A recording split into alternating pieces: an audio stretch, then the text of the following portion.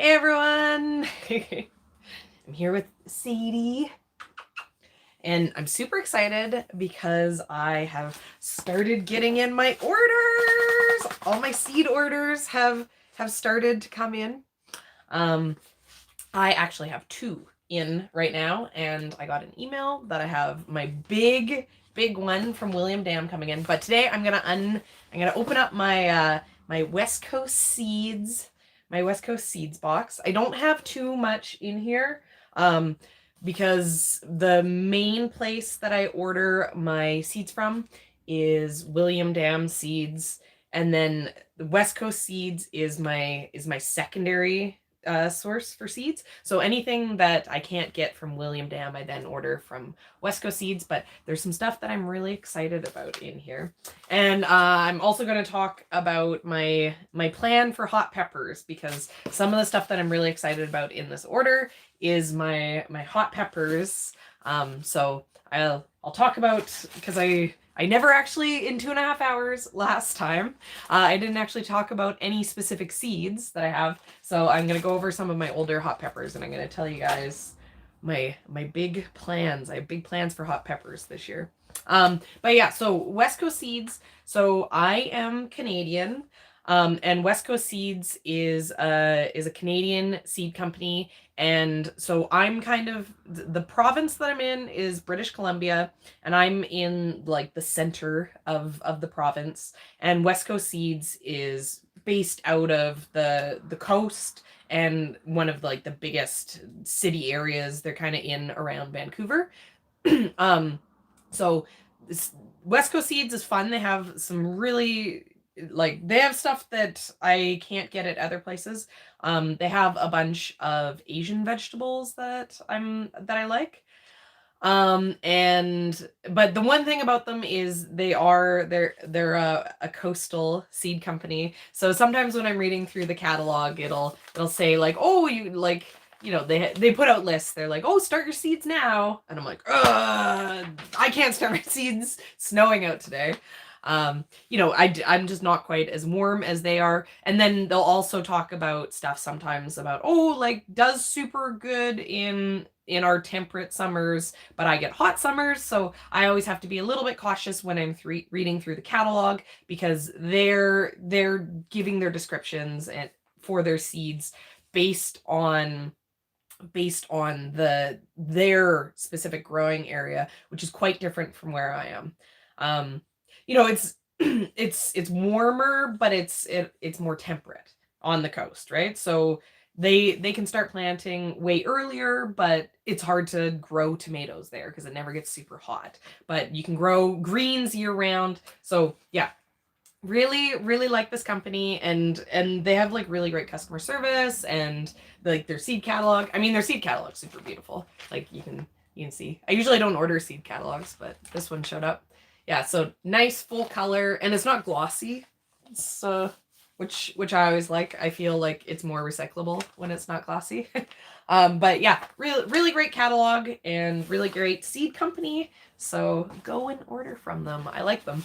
They were the company that I bought all my seeds from, up until last year when I found out about the William Dam. And I like William Dam because they have more of like the stuff that I like as like a farmer.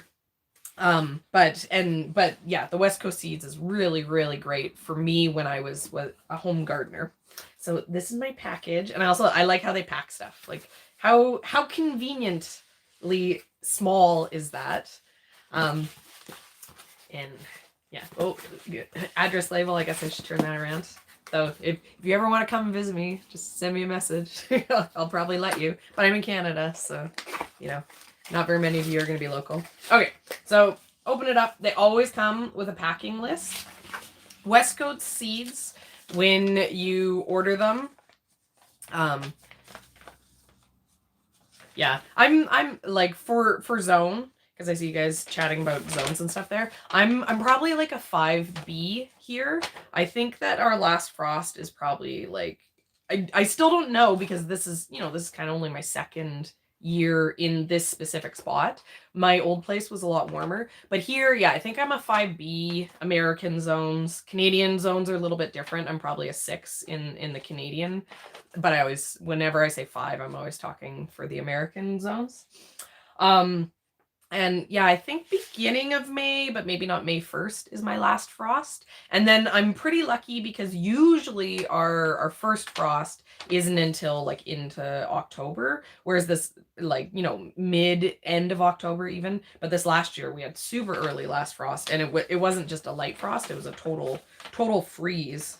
So, okay, so the first thing that I always look at when I get my Westcourt Seeds order is the packing slip. When you order from this company, if you don't, there's like at the very end of all your orders, when you're finalizing your order, there is an option that says if we don't have the seed that you've ordered, like, do you want us to just send you a replacement? That's like the default. Or you can check that, no, don't send me anything but what I ordered, which is what I do because I'm a snob, and when I order a specific variety, I want a specific variety. So I never want to get the things that I haven't ordered. I don't want substitutes. So I always make sure to check that. And then because I do that, if there's anything that's like sold out, it'll show up on the list. They'll say on it, oh, this wasn't available, this wasn't available. So I always look at this first, just so I can prepare myself for the sadness of when my favorite things aren't there. But this year I ordered early enough and I have everything. You know, so William Dam that I ordered from, I ordered everything at the exact same time. I've had my West Coast Seeds order for like 2 weeks. I think I got it like right before I did the last live video. And I was gonna do this video last week, but I got sick. And I also have my Johnny's seed order, which I've had for almost 2 weeks too. But the William Dam order is only just getting shipped out. And even though I ordered everything at the same time, the reason is the William Dam stuff, a bunch of it wasn't ready to be like, it wasn't packaged into seed packs yet. So I still had to wait for them to package up stuff before they'd send out my order. But that is coming now. West Coast Seeds, I find if you order early enough, they have everything ready for the new year. And then if you order early enough, you can usually get everything that you want. So just general seed shopping. When companies make these seed catalogs, like the printed ones, they have to make these way ahead of time. And so they'll be putting together the seed catalogs before they've even harvested seed to be able to sell. So sometimes part of the reason why I don't like to shop through seed catalogs, first of all, is that like they're incredibly tempting with all these pictures. But second of all, you don't actually know what the company is gonna have in a seed catalog. You're a lot better off to shop on their online store, because there might be stuff that they thought they were going to have and then the seed crop failed, or something happened, and so it's in the catalog but it's not in stock. And then there's also stuff that they would have picked up last minute, and it wouldn't have been printed into the catalog, but it'd be on their online store. So I like to not go here first. I'd rather, because I compare everything, right? So if I go in here and I look and I'm like, oh, this is my favorite out of all of them, but then I go on the online store and there's 3 other options in peppers, let's say, and basically then I have to reread and recompare everything. So I'd rather just go through that process once, just because, as you may be able to tell, I have some issues with spending too much money on seeds, because I have 1 million seeds. So I have to do everything I possibly can to keep myself focused. So yeah, for doing the order from West Coast Seeds, I find if you order them early, everything's ready, and if you order early in the year, everything's still in stock. I used to order kind of like in March or April because I'd plant my garden in May, and I'd find sometimes ordering at that point, I'd run into some of the best sellers being sold out. Whereas the opposite with William Dam is they are not ready. They're usually not ready by January 1st. I think that they start packaging a lot of stuff starting from the new year. So with William Dam, obviously, if I put the order in, it, you know, it's not gonna sell out because I've ordered the stock. You know, it's like a lineup. But yeah, I find that from how it was last year, their stuff isn't super early to come. So that's something I'm saying it here, but I'm also saying it to myself in case I go back and watch this video next year. Order your William Dam stuff earlier, especially things like peppers, because I'm like, oh, I'd maybe like to start my peppers this week, but I don't have a bunch of my peppers yet because there's stuff coming from William Dam. And yeah, I need them all. I need them all to start them all at the same time. So maybe if I'm going to order peppers and tomatoes from William Dam in the future, maybe I should do that order before the new year and then do the bulk of the rest of my ordering later. As for weather, it is snowing and I'm sad about it because all the snow melted and then yesterday it started snowing and I don't like the snow. I was all excited about no snow and I was getting all my seed starting stuff going. I was like, it's spring. But yeah, no, it's still winter, which is the reason why I always say that I should not start seeds before March 1st. But peppers need more time. You know, like you can start peppers a little bit earlier is what I've started telling myself as the temptation to start seeds has started to get me all crazy. All right, so pretty much the only thing I have in here, let's see, is this? Yeah, okay. So all I ordered from West Coast Seeds this year was Asian vegetables and hot peppers. Just because as I showed in my last seed video, this is all of my last year's stuff. So, you know, I still have a little bit left over to be able to do seed starting. So I was really strict for seed starting this year. I made my list and then I went through all of my seeds and I deleted anything that I had doubled. And there was some stuff that I was like, oh, but there's only like 25 seeds and I prefer to grow like 35. I was like, no, not allowed. So I was very strict this year. Though I still probably ended up spending like $2,500 or $3,000, even with all that strictness, because I accidentally bought bulk flowers. So, you know, it's all in moderation.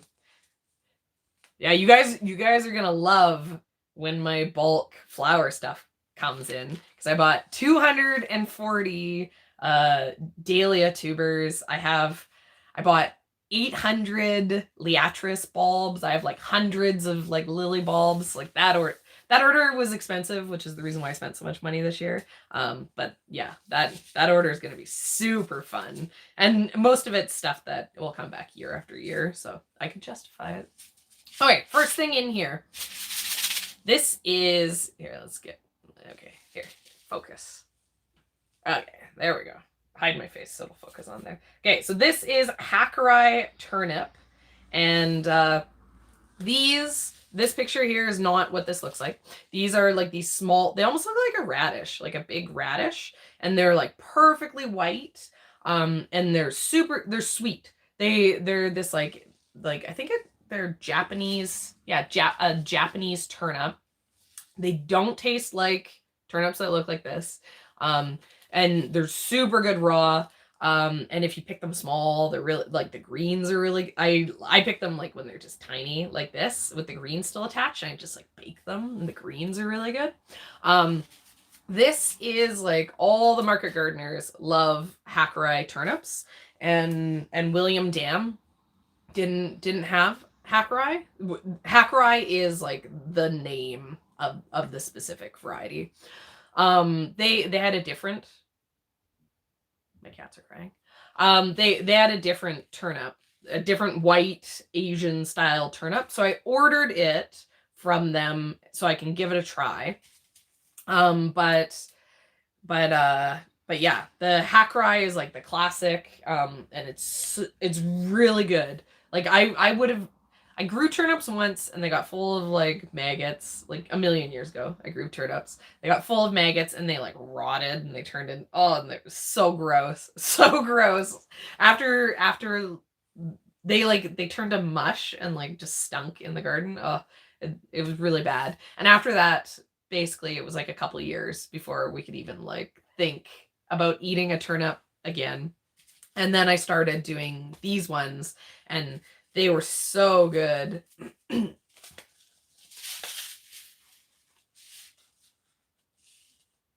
hard to read your guys' comments. It's so much easier to do these live videos with Ian because then we can like both take turns trying to see the comments.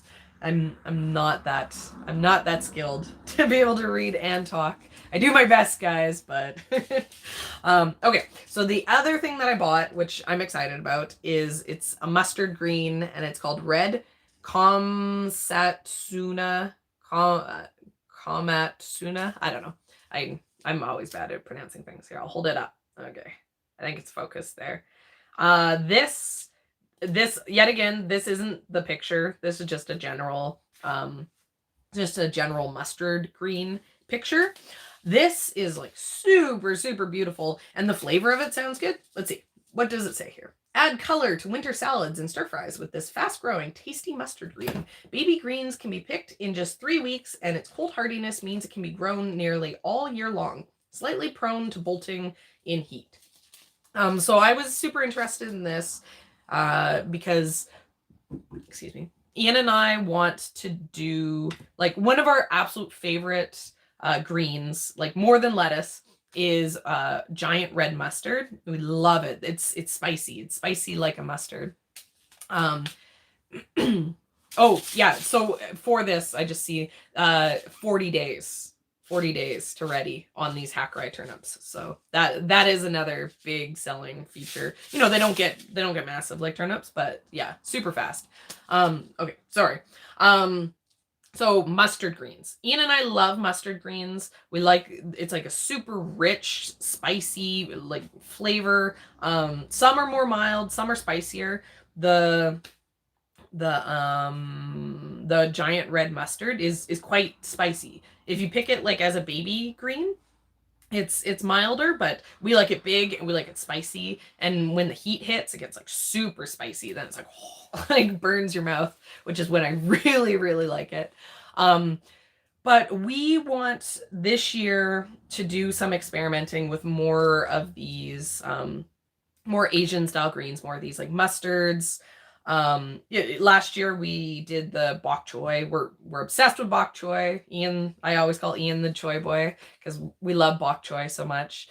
We're really passionate about these greens, so we figure the fact that we care so much about these greens means that we'll have the passion to sell them.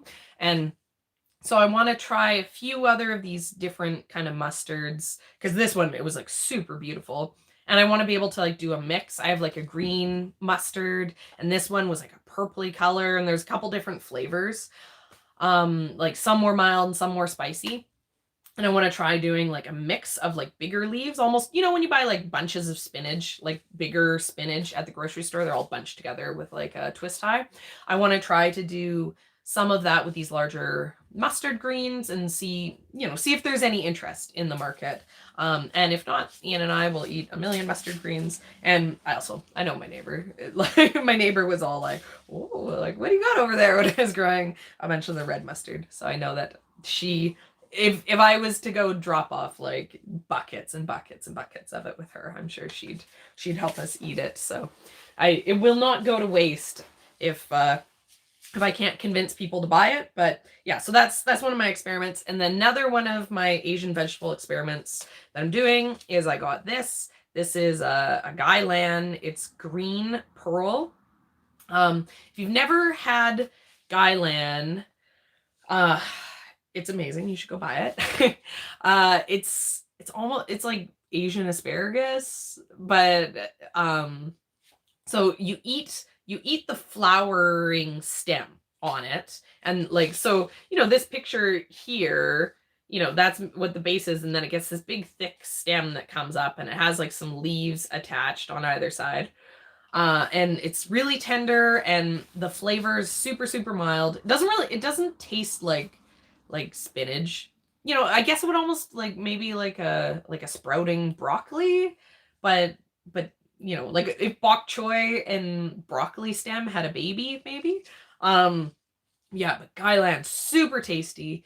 We've never grown an actual Guyland before. We've only ever grown stuff called I think this I always forget, but I think Suchim is what we normally grow, and the Suchim is a really small plant, so then you get the smaller stems, but it grows super fast. Whereas the Guyland is bigger. You know, it's not as big as a broccoli for the plant, and then the stems are a lot bigger.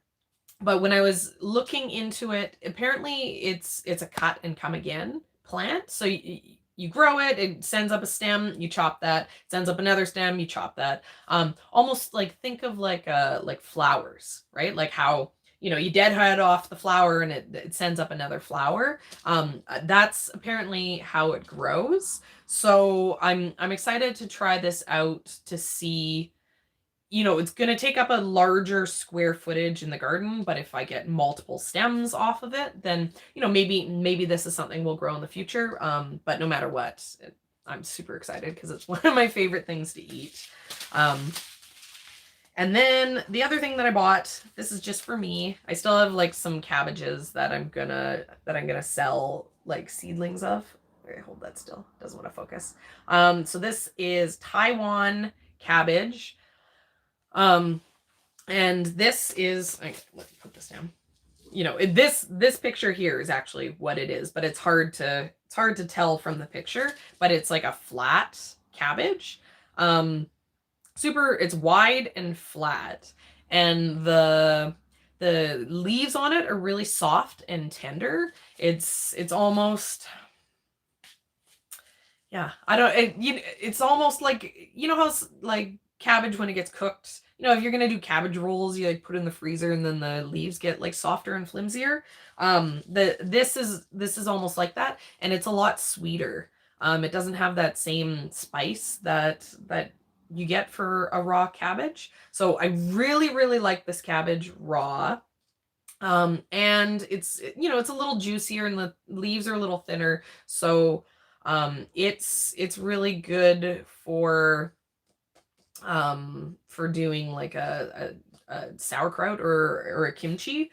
Napa cabbage is what you normally use in a kimchi, but it's a pain in the butt for me to grow. So my plan is I'm going to try to grow a bunch of these, then I can make a bunch of kimchi, because Ian and I are obsessed with kimchi. But yeah, it's a really nice cabbage, and I'd never had luck with cabbages ever before. But we actually had luck last year with cabbages because I grew them in like a part shade garden, and they did really well. So the plan is stick a bunch of these in there. But yeah, so this is me. I'm excited. Okay.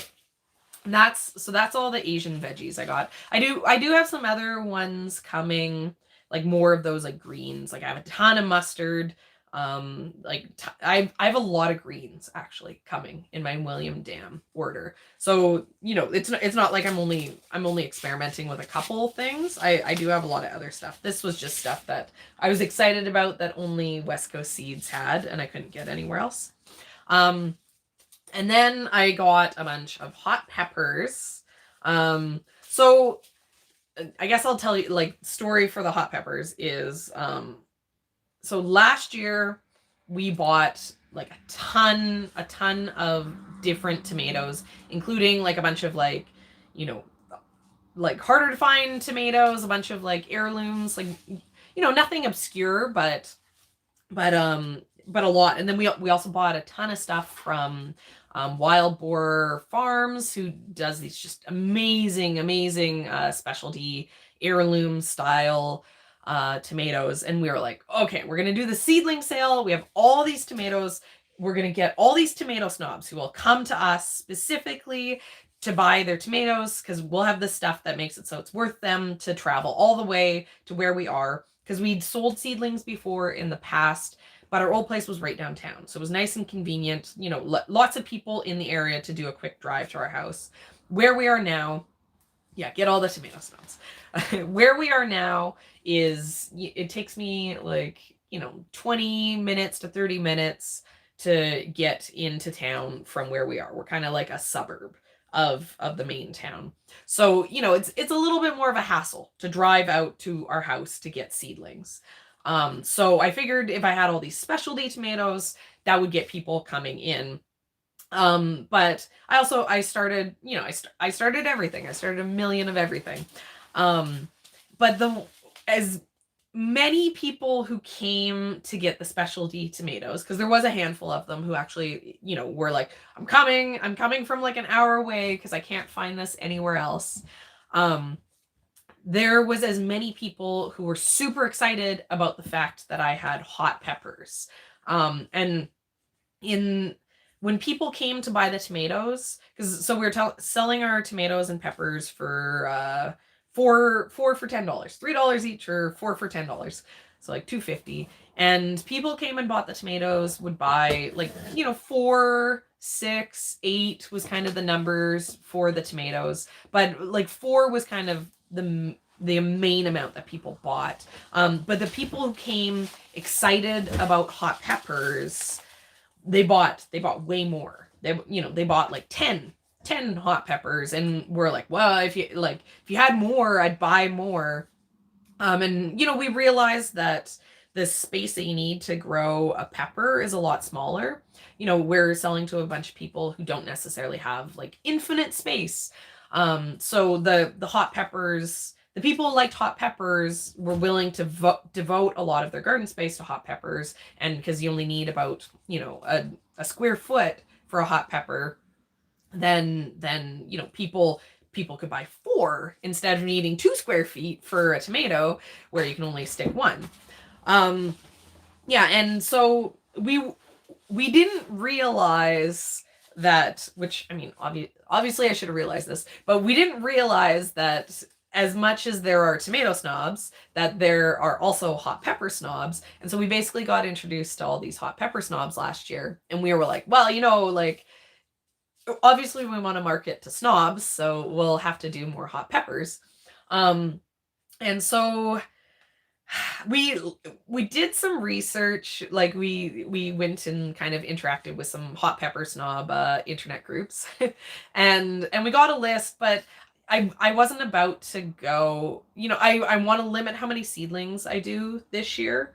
So I wasn't gonna go and buy these like super expensive pepper seeds. I wasn't gonna go and buy from like a specialty hot pepper breeder, just like I did, like, you know, the Wild Boar Farms, that's like tomato snobs. I wasn't gonna go buy from the hot pepper snob equivalent of Wild Boar Farms, but I decided I was gonna buy a lot more, and I'd always kind of avoided the more hot range of the peppers.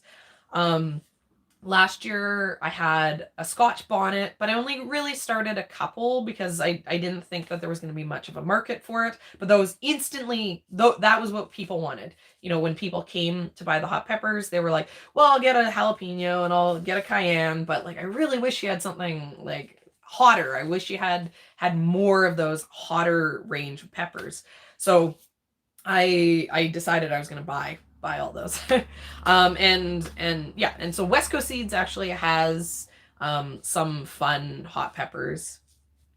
So I was buying some of those more you know, higher range heat peppers, and so I'm really excited. I'm excited to experiment with them. And then the plan with all this seedling stuff is whatever's left over, then I'll throw in my garden, and then I'll get to experiment with the stuff too. Though I'm like, I mean, so here's one that I have. I have a red habanero, and like, that's a little bit too hot for me.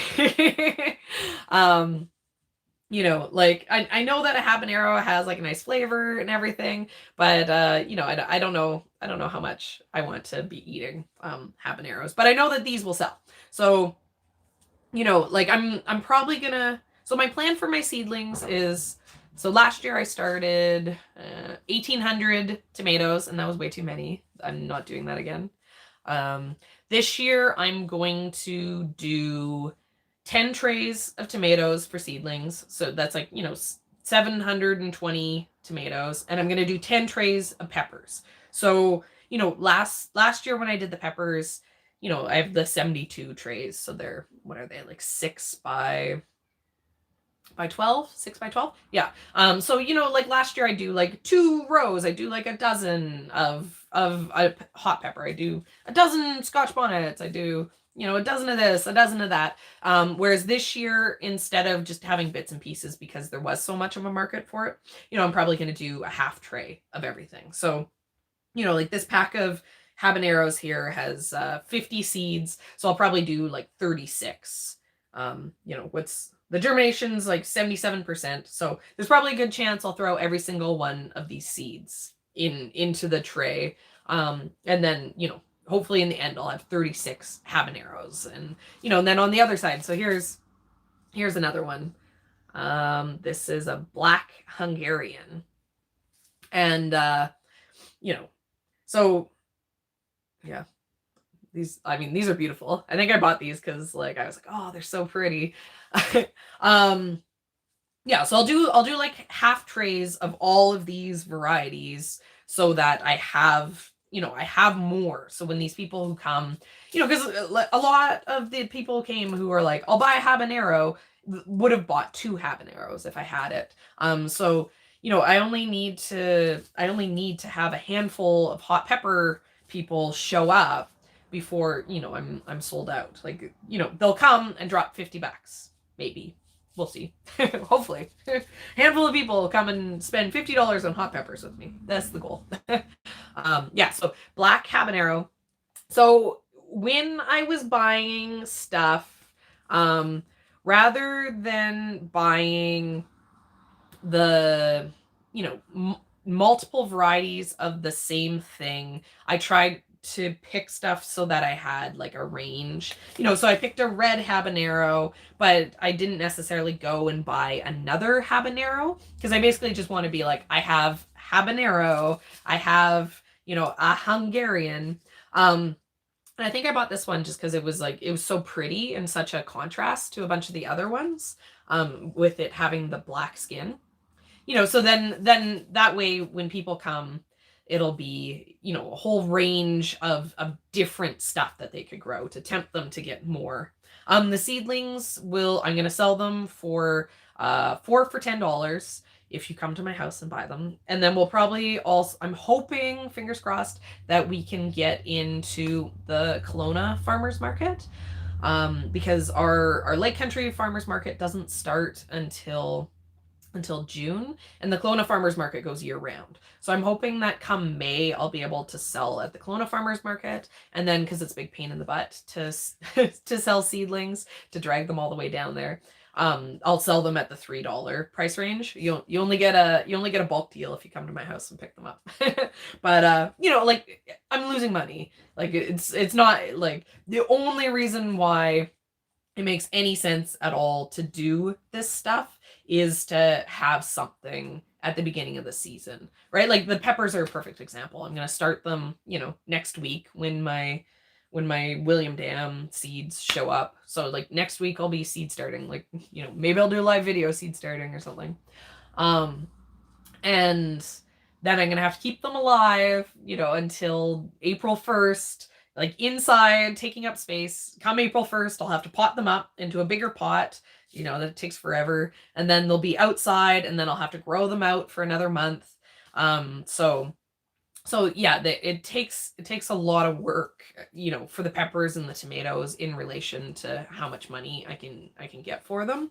But you know, I like doing it, and there isn't, I don't have a heated greenhouse, so I don't have very many veggies at the beginning of the season. So I want to have things to offer to people. So it's seedlings are my lost leader that I'm going to do again this year. But it's one of those things that I'm going to evaluate every year as we go. As I was looking at like my seed starting supplies, I realized that I don't have enough space. I have enough space to do this seedling sale, but ideally I would like to be planting lettuce into the ground, 4-week-old lettuce seedlings into the ground April 1st. And then I want to plant 2 beds April 1st, and the number of seedling trays that I need to do to have started to do that is like 20. I needed like 20 seedling trays or something. So like that's the space that I have. Like all the space that I need to grow, like, so 720 tomatoes and peppers each. So that's like 1,400 is 20 trays. So 1,400 seedlings or 2 beds of lettuce. I need a heated greenhouse is what I've decided. I told Ian, I was like, for Christmas. But yeah, I don't have that. So we'll see. Ian's still at work. Ian works away in the winters. Ian like is like gone. He like leaves for, most of January, February. And we don't know ever, like, he doesn't have like set work. He's like self-employed, so he just is out there trying to get like contracts basically. So we never know when he's gonna come back because the money for the work that he does is so good that I'm like, yeah, stay. As I always tell him, I'm like, I like money. But we know usually he's home, like in March, which is like perfect for the farming. But there's been talk that this year maybe his work is going to go super late. So, if he's not home, there's a lot of stuff that needs to get done before we can start selling this year. So I had all these plans for like, oh, we're gonna like, we'll have stuff May 1st, like Mother's Day, we're gonna like have like an entire farm stand. But if we haven't built it, like, we need to prioritize building the infrastructure more than we need to prioritize me having an entire market display worth of produce to sell on Mother's Day. Or else it'll be like last year. Last year, the plan was to have all of our, we were going to have a walk-in cooler and a wash station. We were going to build all these things, and none of it got done. It the growing started and it just, none of it got done. So, because I don't know when he's going to come back, I'm scaling back a lot of my ambition. And so that has back to seedlings. I'm like, okay, I can do seedlings. That'll get my growing out. And then I can work in the future when I have infinite seed starting space on seeing just how early I can get unheated lettuce. Yeah. I'm okay. One thing I am doing this, I haven't even gotten through these. I'm already sidetracked. But okay, one thing I'm super excited about doing is I want to try planting zucchinis into the ground because we have like unheated greenhouses. And so I want to try getting zucchinis into the ground on April 1st. Zucchinis are like a warm weather crop. They're like tomatoes. They need heat in the ground. And like they won't germinate, but I can germinate them inside. And so if I could get zucchinis into the ground, maybe I can get like the ground warmed up by having the tunnel all closed up. But yeah, zucchinis into the ground before like, first frost is even past. Like maybe I can have zucchinis like June 1st, which would be like so amazing because I have a variety of zucchini that's ready in 35 days. So I'm like, oh, maybe if I get it started, it'll be stunted from the cold weather, but, it'll be in the ground and ready to go the second it heats up. And then having early zucchinis would be like, oh, that'd be amazing for me. But I think it would be awesome for the farmer's market too. Because, like, who doesn't like zucchinis? Especially if I can get them like way before anyone else. Yeah, they'd be buzzing. I'd be like, oh, I got zucchinis. Yeah, I'd be bragging if I could do that. And I don't know if it's possible, but I'm super excited about you know, that's kind of like, you know, I'm like, oh, now that I have this farm, like last year was like the excitement of growing like crazy amounts of something. Like to like my favorite thing to do was to like bust out the like the cedar and plant like 20 feet. Like, oh, I just planted like 300 radishes and do it every single week. I make more radishes. It's so satisfying. Just like getting to like harvest, just like, you know, like the carrots was always so fun. Just like 8,000 carrots. Look at this mountain of carrots. You know, you don't get to do that as a home gardener because like, what are you going to do with it? Right. But so, yeah, like every day I harvested, it was like amazing because it was like, oh, look at it all. Ha ha ha. It made me feel like a super villain or something. But yeah, so fun. But if I could like be harvesting crazy amounts and like completely out of season, then I'd be a very happy Serena. It's the little things in life, right, guys? Okay. Oh, I'm super excited about this. If you are local to me and you're all excited about these peppers that I'm growing, you're not getting any of these. These are all for me. I'm not sharing. These were pricey. What, like 20 seeds for $4? I guess they're not that pricey. I could have bought more. I was being stingy when I was buying these. That's like a reasonable price. I'll do like 50-cent seeds for seedlings. But yeah, but I'm still not sharing these because I only have 20 seeds. Yeah, the germination rate's pretty good on this. So giant ristra, I don't know, something like that. Okay, so here, let's read the description. An 18 centimeter, 7-inch long. This pepper looks like a Marconi type, but it has the legitimate heat of a cayenne chili. Use this AAS winter raw, roasted, or dried, or tied into decorative ristras for fall and winter display. So the reason why I'm super excited about this pepper, this is like one of the things that I'm the most excited to try this year, is one of my favorite my favorite things to grow is trying to remember, giant red cayenne. So giant red cayenne is like my old favorite. And so peppers, if you get a big pot, like a grow bag or like a 5-gallon bucket, peppers grow really, really well in buckets. And I've never done this before, which makes me want to try growing some in pots.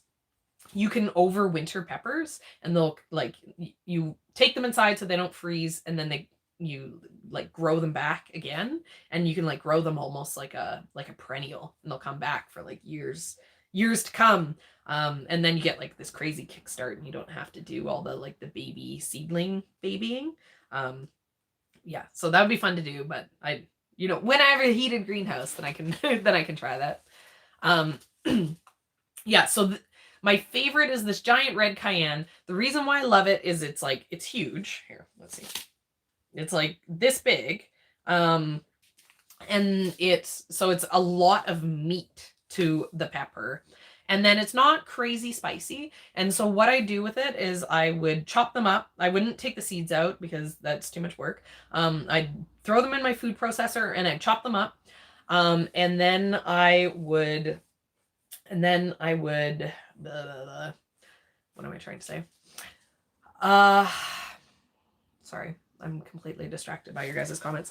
Okay, so I take them, throw them in the food processor, chop them up, add sugar, salt, garlic, ginger, and then I make it into a fermented hot sauce. And it's like the best hot sauce. And then because it's like the cayenne, even though I leave the seeds in, it's not super spicy, but you get a lot of bulk. Like the problem, I love a jalapeno.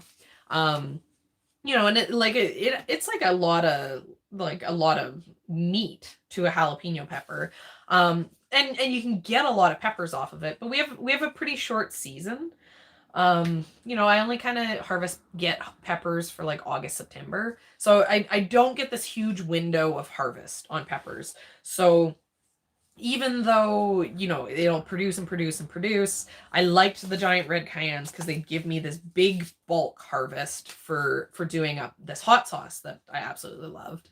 Um, but yeah, so I like it, but it's thin walled. The giant red cayenne. It has a thin wall, so it produces a lot. It's enough that, you know, I can grow a handful of peppers. It will make me, you know, a gallon of hot sauce. Well, not a gallon, like a liter of hot sauce. But yeah, if the walls were thicker on the pepper, because most of the heat's in the seeds when I do it that way, and if the wall was thicker, then, you know, I could drop down the heat a little bit, which I don't mind. You know, I don't like a blow your head off hot sauce. And then yeah, and it would be if so. So anyways, you know, long story short, this sounds like it is going to be a large hot pepper, like the giant red cayennes, but it's going to be a thicker, it's going to be a denser walled pepper, so I will get more volume per pepper for my hot sauce. So yeah, I'm really excited, and like super beautiful, right? Like that's a beautiful looking pepper. It'll be like, I'll have to be careful because I do grow some shepherd style peppers, which are like sweet peppers that are long and skinny and red, and they'll probably look exactly the same. So it'll be one of those things I'll have to make sure to tell the kids that, oh, I have these, don't eat them. Don't be out in the garden snacking. But yeah, super excited. That is here, hold it up. Giant ristra, something like that. I can't pronounce anything, which makes it especially hard to talk to you guys about flowers with all the Latin names. I know for a fact I pronounce them all wrong, but if I'm consistently pronouncing everyone wrong, then, you know. Yeah, exactly. Bigger peppers with thicker walls equals more hot sauce. That's why I'm excited. Okay, so this is okay, just hold it up. I can't actually read it. Phyllis Blue. And there's no picture on that one. Here, this one, let me see if I can find these peppers. So this one is a smaller pepper. It kind of like, you know, like almost like like I see them at the nurseries sometimes, the decorative peppers that they sell just like for looks. And my mom has grown decorative peppers like for her vegetable garden before, and then I go and I pick them. Yeah, Phileas Blue. Yeah. Here it is. Okay. Just because it's kind of unique. Let's see. I gotta get my face out of there. My phone's too smart. Okay. That. Hopefully it's focusing because I can't see the camera. Yeah, so it's these little like drop peppers. And I don't know if I've eaten this before, but my mom had something really similar. And it was tasty. It was like blow your head off spicy.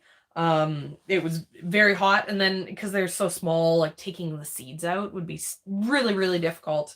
But I'd take these and I'd pick them all, and then I would pickle them just like I do these sweet pickles. If you guys have ever seen the recipe or cowboy candy, that you usually do it with jalapenos. It's just a sugar pickle, hot pepper. But yeah, I'll do it with any hot pepper I can get my hands on because I don't mind something that has a little bit of heat to it. You know, not a lot of heat, but a little bit of heat. And the sweetness definitely counters a lot of the hot. But yeah, so I do these and I pickle them whole, and then they'd look really, really pretty. They'd be really pretty on like a you know, charcuterie plate type thing. Yeah, so this, you know, quite different from anything else that I have ordered, and they're really pretty. So this is something too that for doing my seedling sales is, if the hot pepper snobs aren't super interested in it because they are so small for eating, I will have the chance to sell them to people as a decorative. Because we're gonna do more flowers this year for our seedling sale. We were really, in the same way we were surprised about the hot peppers, we were surprised about flowers. People wanted flowers when they came to buy seedlings from us. And I had flowers to sell because I was able to, because I grew extra seedlings for my flower farm. So I just sold what I had started for myself. But yeah, I'm gonna start, like, you know, I have flowers, so I'm gonna start extras for selling for the seedling sale too. You know, like I have calendula and stuff. Like I imagine that being something that'll probably sell well down at the farmers market too. Oh wait, so here's another one. Not exciting for the picture. This is Thai Dragon. This is like a smaller, you know, like Asian style chili, like quite hot. I don't know why I closed the book because I knew that there was going to be this one. But I'll get the picture for you guys again. This I've grown in the past because I have a friend and her partner loves hot peppers, and he specifically wanted to have that one. Where are they? Okay, there we go. Oh, here it is. Yeah, and it's a really pretty plant. They're a lot smaller, the plants. They're nice and compact, and the foliage is like really delicate and stuff. Like I really like it. But yeah, so last year I had, you know, I finished up my pack of like Thai dragon peppers that I had, and people were really excited about this specific one. So yeah, I'm excited to have that too. Yeah, the flowers. I'm definitely doing that again. The specific flower that was the main thing in my salad mix was nasturtiums, and I'm a little like about the edible flower trend. Just because it's like wild greens. You know, it's like permaculture greens. There's so many flowers that are edible in the same way that there's so many greens that are edible. It's just most of the time, like, you don't want to eat them because they don't taste that good. Whereas the nasturtiums, I really like the flavor of nasturtiums. Like nasturtiums, you know, like even despite being pretty, like nasturtium leaves too, like the flavor is like really, really nice on them.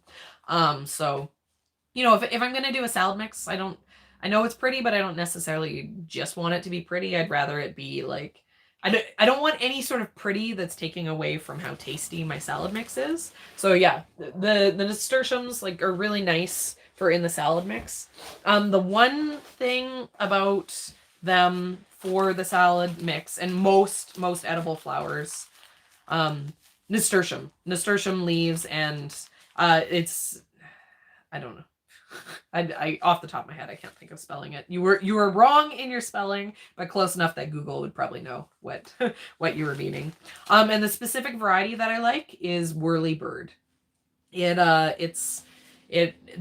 nasturtiums quite often they're like this mound of like greenery, and then the flowers are down a little bit. But whirly bird, the mound is a little bit shorter, and then the flowers stick up.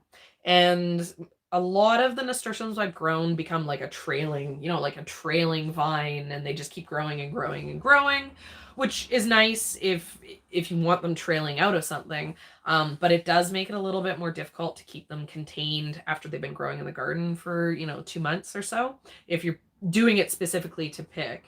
Yeah, I like the Alaskan variegated, but it's my old go-to, but I don't like the trailing of it.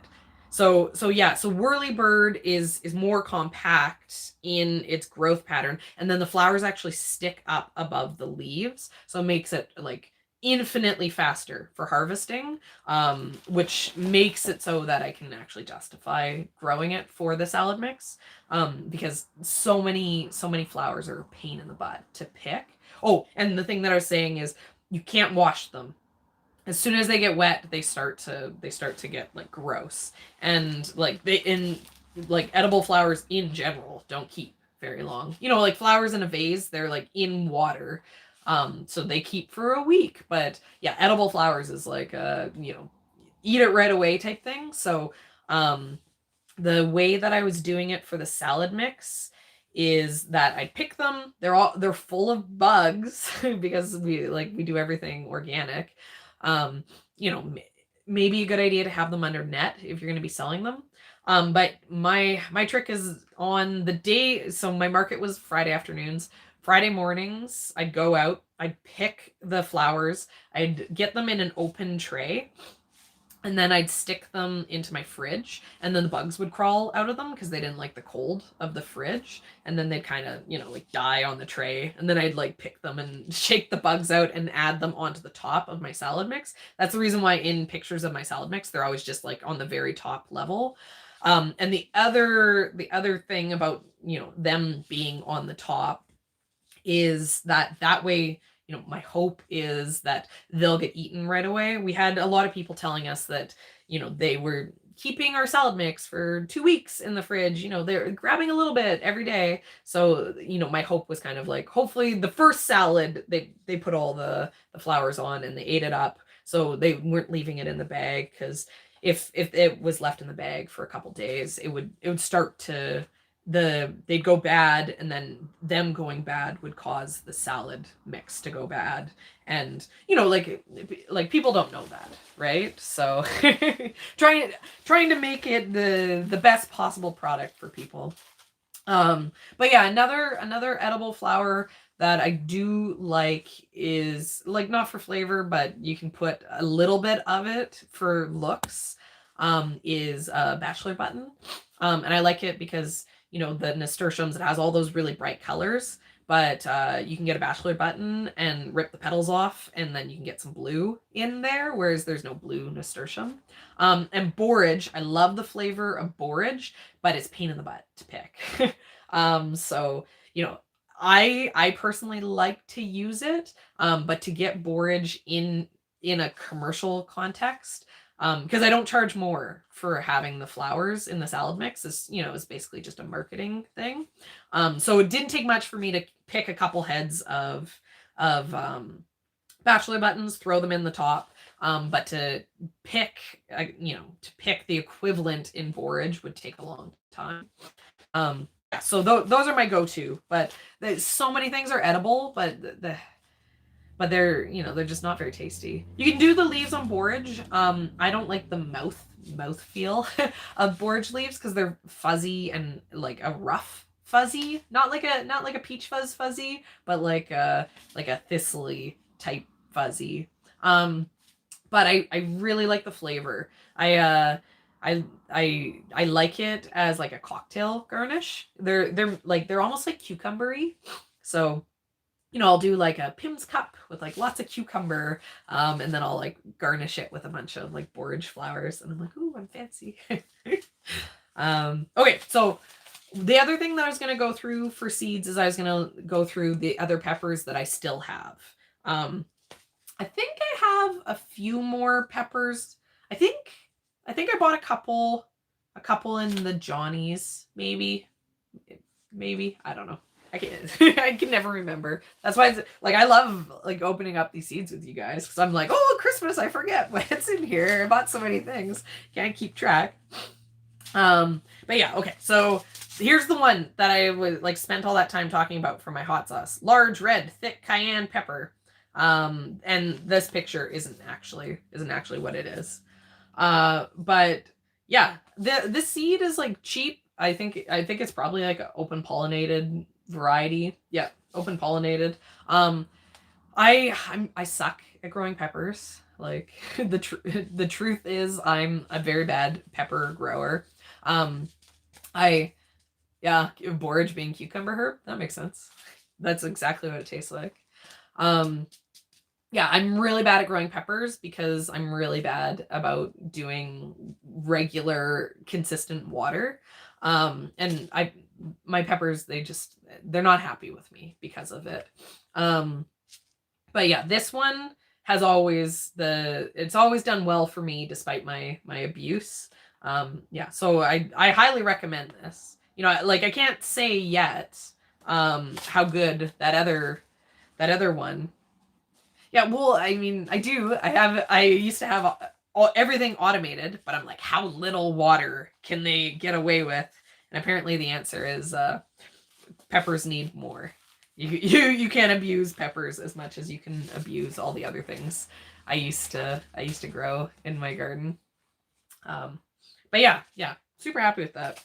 I'm going to still grow a bunch of those. And then I'll do, you know, in my last video I talked about like what I do is I do seed trials. You know, here's another perfect example. Okay, so here's my go-to large red thick cayenne. This is my go-to pepper. I love it. It always does well for me.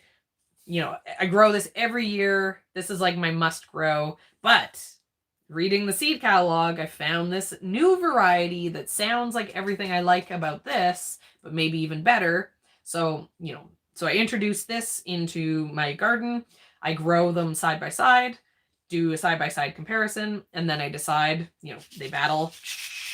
And then I decide which one is better at the end of the season, and then, you know, then go from there. Like maybe this one won't be as good as this. Maybe it'll be back to this. I'll be like, awesome, this is the one.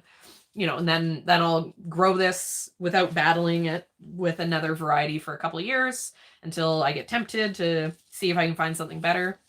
You know, and then kind of that's what I do every year. You know, I try to find what grows the best for me, but then I also keep experimenting. So then I have some, you know, I have some go-to guaranteed, and then every year I do a handful of experiments. Okay, so here's another one, Scotch Bonnet. People loved these.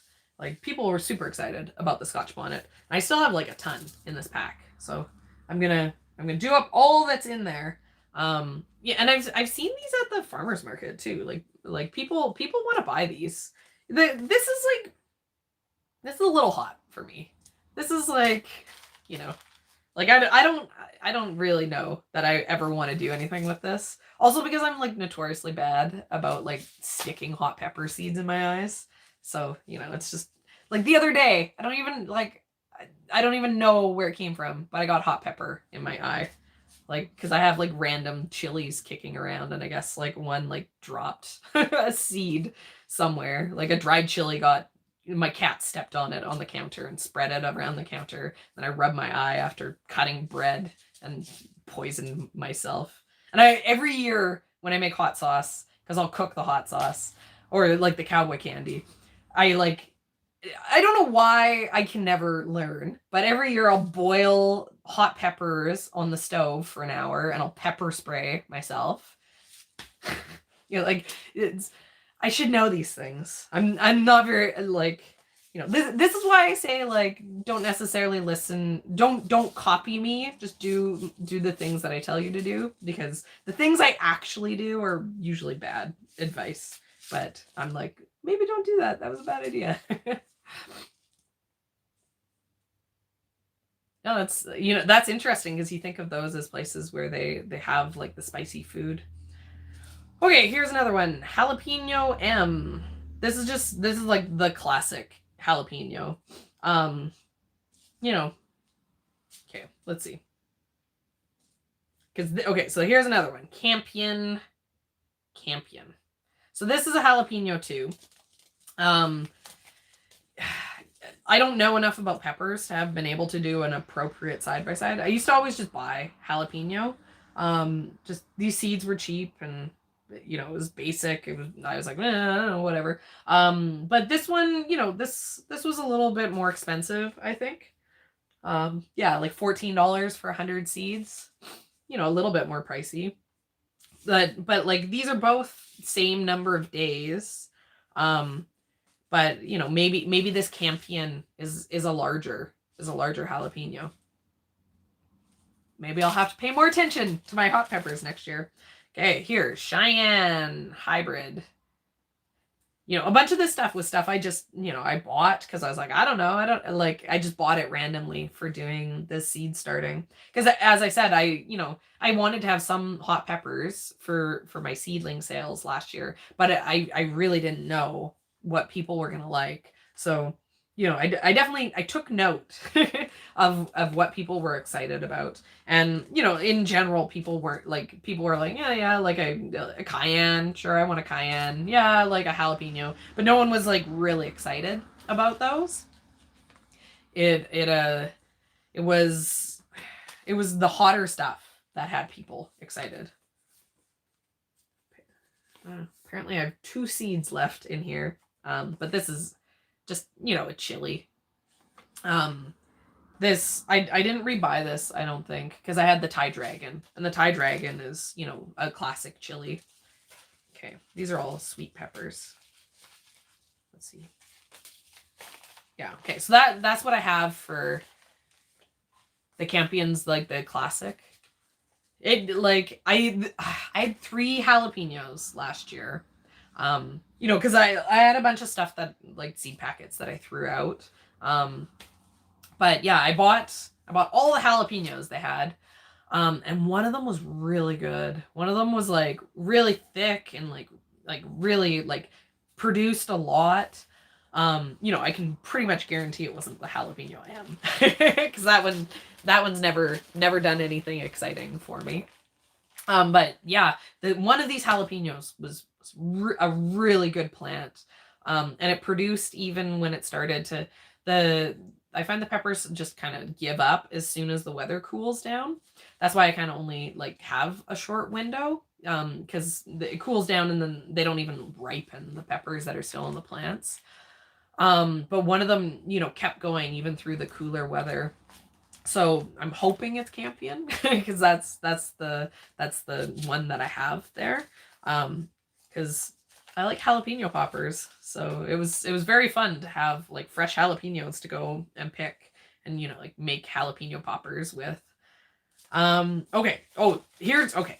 This is one that I love and I'm super excited about growing again.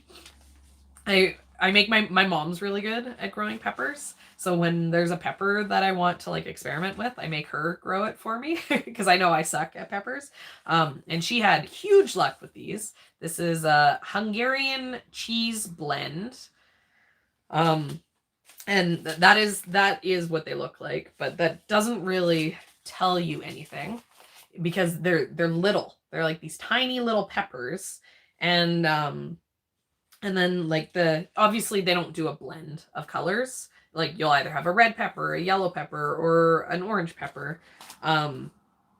But yeah, super cute little things, but they're also really tasty. And I've grown some mini peppers before, and then they had the same issue as like, you know, what I was saying about the jalapenos, or sorry, the cayenne, which is I want a thick wall. Oh, this is sorry. This is a sweet pepper. that totally changes everything that I'm saying. This is a sweet pepper. This isn't a hot pepper. So these are like I've seen them sometimes in veggie trays, like the little snack peppers.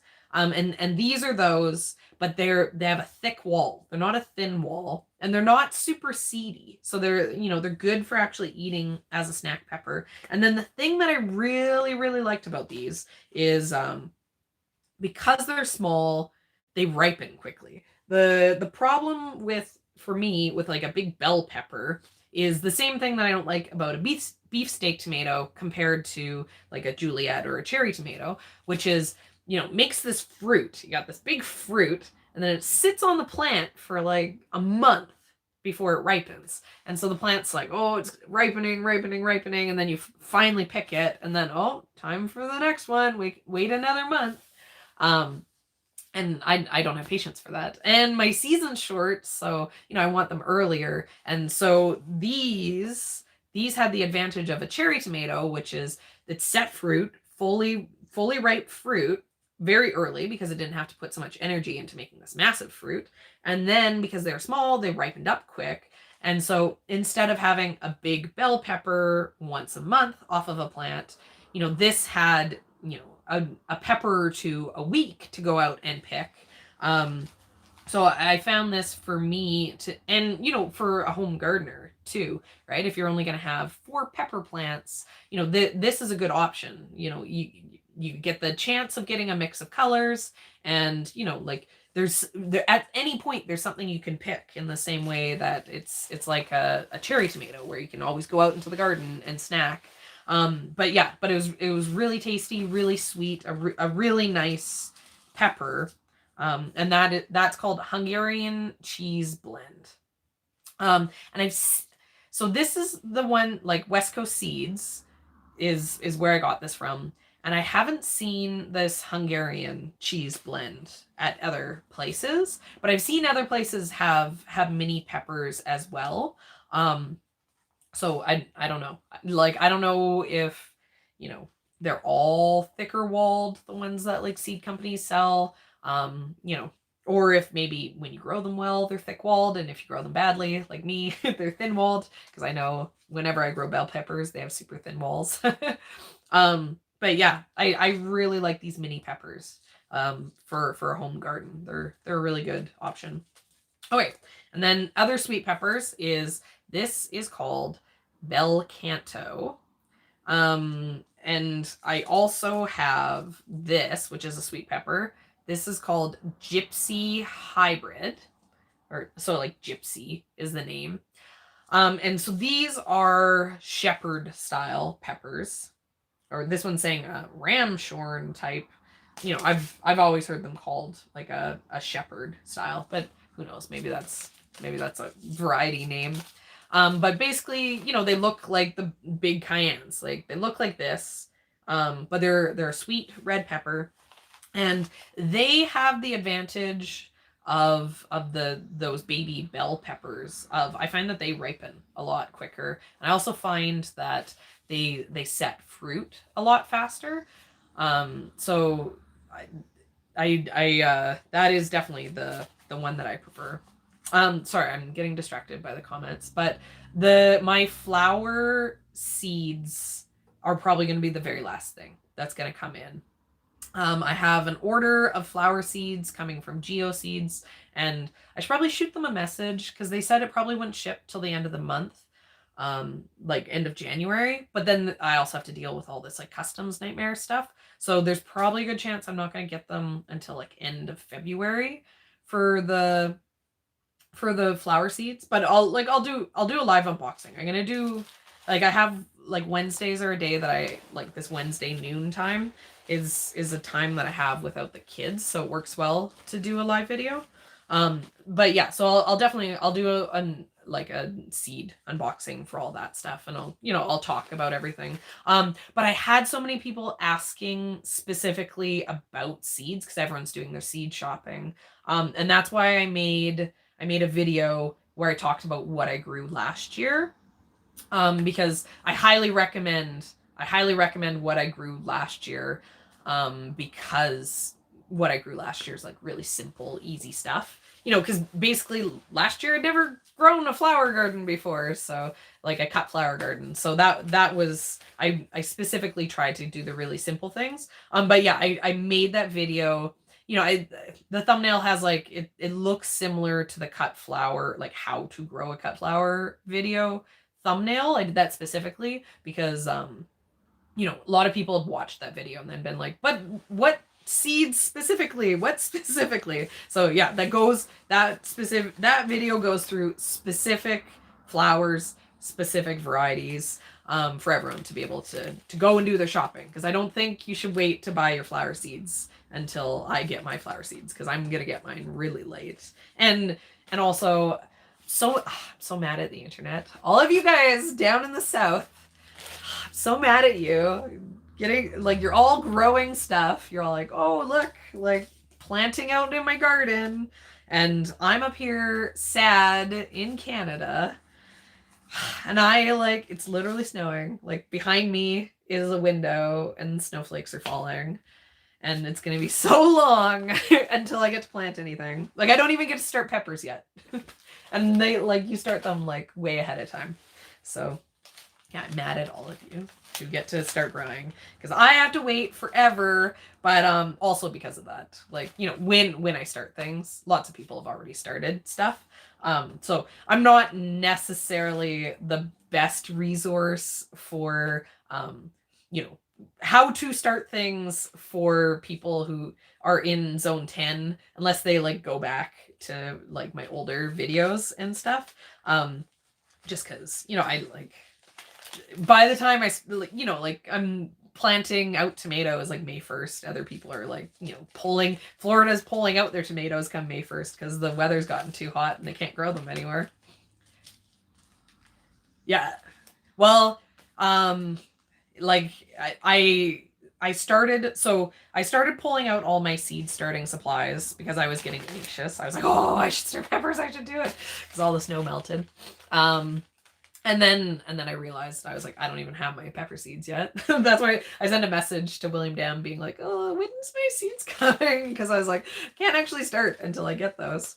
But yeah, so I started pulling out all my gear because everything's like super unorganized.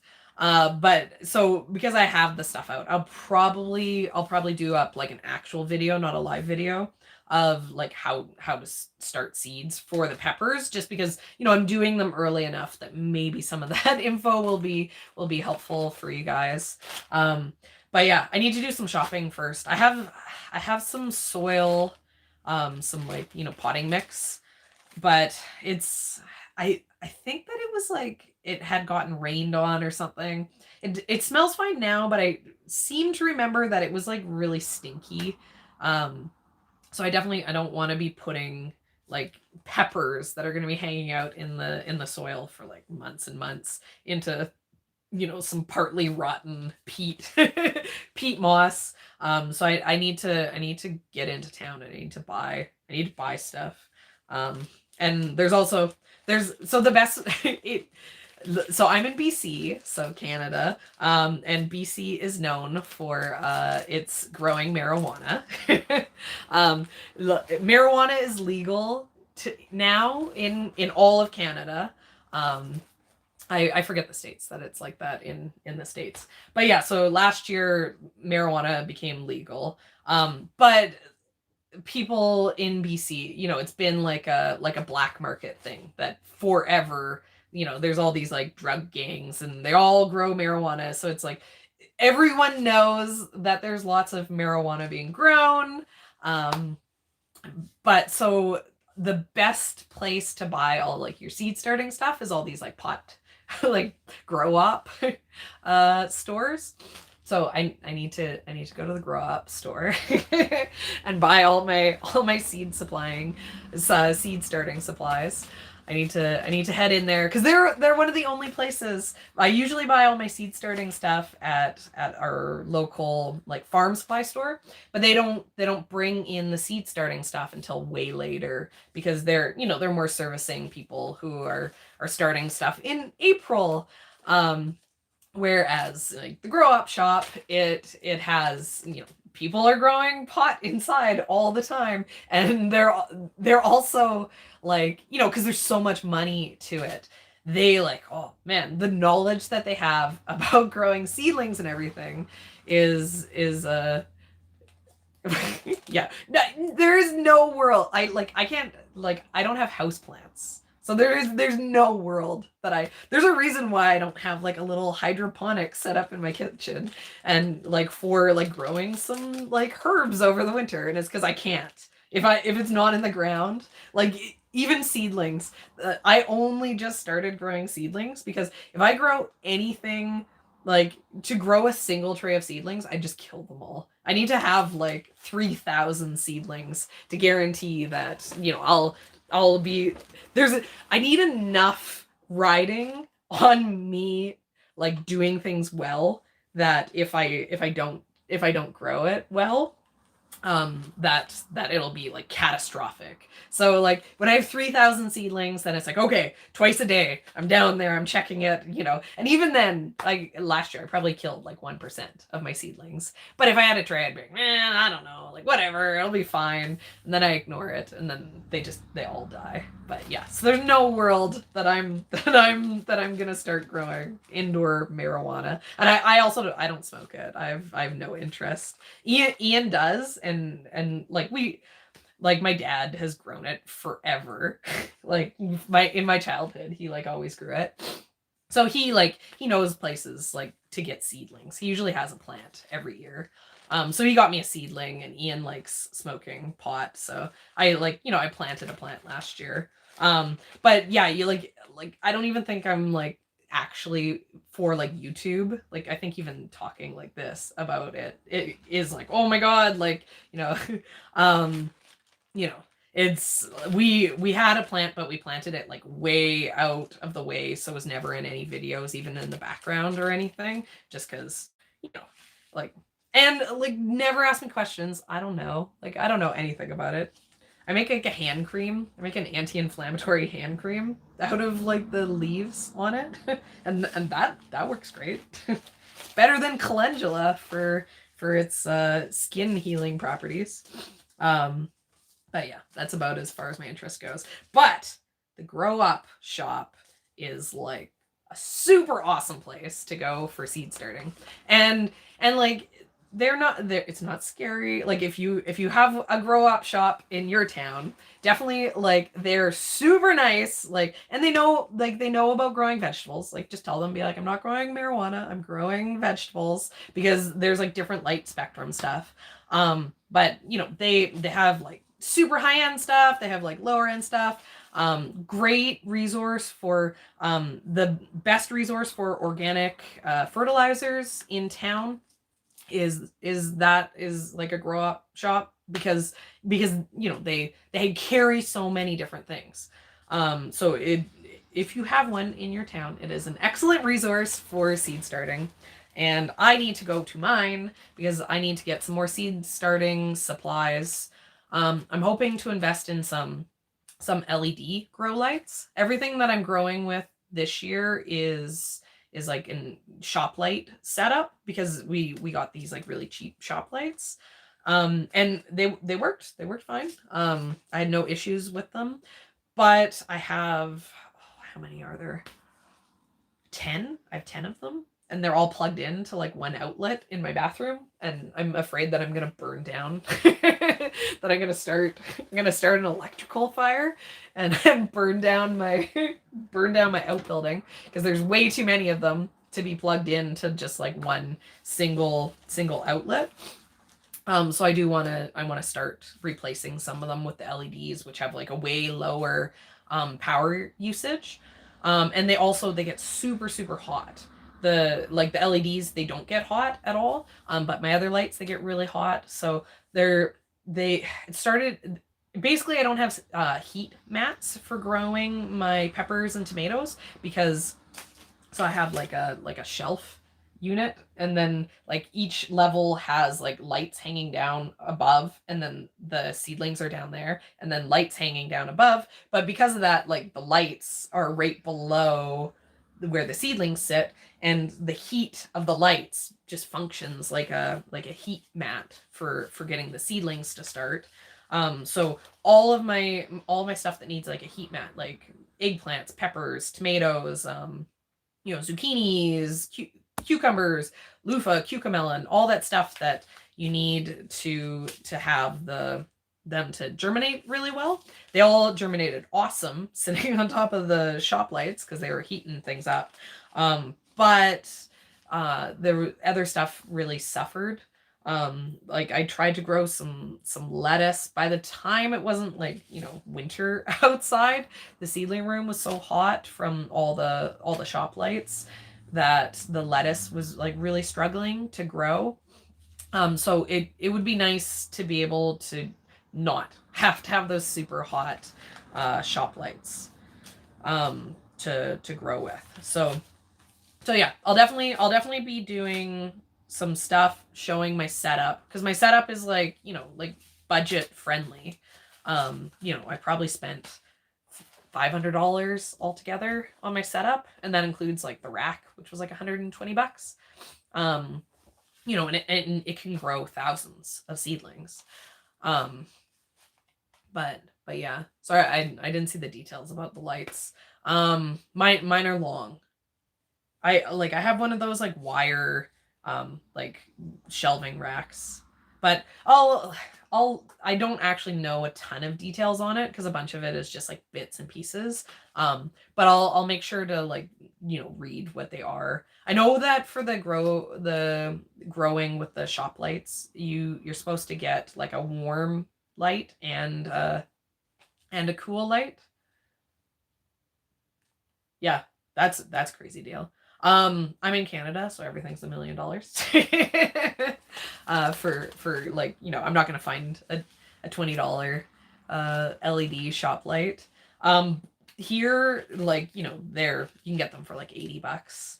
And yeah, but those cheap ones, yeah, for sure, you can grow with them. It's surprising, and then you just have to make sure that it's close to the plants. I'm not necessarily the best resource for seed starting. There's definitely some better indoor seed starting guides out there than anything I can possibly make. Just because, like, I'm not going too scientific on it. I know last year everyone was giving me a hard time saying that my lights were too far from my plants. Though my they say you're supposed to have it like a couple inches from the plants, and my shelves are quite low because I have 5 shelves per rack. So like when my seed tray got in there, the lights were like kind of 4 inches above it, and I didn't lower or raise them. And I had all these people being like, it's not going to work. Nah. Worked fine. But yeah, I mean, honestly, like, so much of the gardening stuff is like, yeah, you can like get a science degree on it, like literally. That's what an agricultural degree is. And it's like you can get like crazy.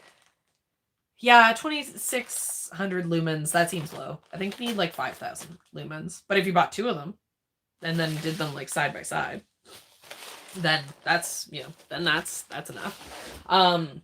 But yeah, so much of the garden stuff, it doesn't have to be that difficult. Like Ian and I laugh all the time. We see people on, like, we are having a pretty good laugh. It's been going around through all the homestead Facebook groups, but it's this person who has these like 5-gallon buckets, and it's like built on, he has this like, tiered stage built for them, like they're like a choir or something, and they're all sitting in there, and everyone's like, oh, mind blown, amazing, like what a great idea. And Ian and I are like, where's the great idea? The idea where you spend like hundreds of dollars on wood so that it like makes it more difficult? He was like, he made a joke. He was like, oh, does the top row grow better because it's closer to the sun? And the person was like, oh, I haven't seen any difference yet, but I'll have to like look for that in the future. But like, growing in a 5-gallon bucket.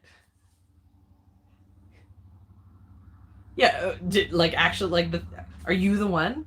Are you the person who made the tiered stage? Am I like making fun of you specifically? Yeah, no, but 5-gallon buckets are great for growing in, but like the wood, like building a platform for them doesn't, it doesn't make them any closer to like have them like tiered up. There's still the distance away of a 5-gallon bucket. And like it's like raised beds. It's like I understand the logic. My parents have like quite tall raised beds. The raised beds are about like 2.5 feet up off the ground. And they built them that way specifically so that their garden would make it so that as they age, they don't have to bend over. Like my parents can still bend over, but they recognize the fact that, 10 years from now, they're not going to be able to bend over. So, there is logic behind building up, a garden for health reasons. But not very many people need to build a platform for their 5-gallon buckets to grow in. It in no way makes it grow any better. You know, it just, the 5-gallon bucket is the trick. That's the trick. That's the takeaway. It's like, if you want a like good, easy way to grow in a pot, like grow in a 5-gallon bucket. Like that's awesome. But you don't need to spend the money, and you don't need to spend the effort to build the platform for them. You can just grow in the bucket. You know, and there's so many things online that are, you know, exactly like that example of it just making it harder than it has to be. And it makes me like, it makes me grumpy because it makes it, well, okay, people say that, but you know, how many people build raised beds when they struggle with hot, dry summers? You know, like where I am, it's a horrible idea to make raised beds because we're so hot and dry that you're just making things more difficult for yourself. The best way to grow is to grow in ground, because you know it's going to hold the moisture. It's you're not going to have the issues of it drying out. You know, it makes sense to have like a little bit of a raised bed if you're really wet and you're dealing with like moisture issues, and it'll help it dry out a bit earlier in the season. But you know, I mean, there are arguments for like if you have like extreme pest, like you know, like vole and like you know, rodents that come up. You know, I understand if you're doing a raised bed so that you can put down, you know, like a mesh, like a metal mesh on the bottom to keep it so that, you know, the rodents aren't digging up into your bed. But you know, like my argument is, if you don't know why you're doing something when it comes to gardening, like when it comes to gardening, don't do anything without a reason, right? So like it's fine to do the thing that you're doing for a reason, but don't see what someone's doing and think you have to do it that way. Like you need to know what you're dealing with and then come up with solutions for what you're dealing with. You know, and sometimes sometimes like, you know, the solution that you see will be a solution to what you're dealing with, but you know, a lot of the times it's also just a way to make it so it's too hard and too expensive. You know, like so many people are always like, how I can't afford to garden because soil's so expensive and I can't afford to fill my raised beds. And you know, it's like, just dig it up. Dig it up. Just dig up the grass. Just put the seed in the ground. You know, or people are like, "Oh, I want to grow," like, but it's too expensive to buy seedlings. And I'm like, "Well, like, do you have weeds in your garden?" If you have weeds in your garden, then you can grow grow vegetables in your garden. It's the same concept. You know, the seeds in the ground are germinating and they're growing into the stuff. You know, it's sometimes it's hard to see the simple solution. You know, it just makes me grumpy because I don't see a lot of people promoting simple solutions in gardening on the internet in general.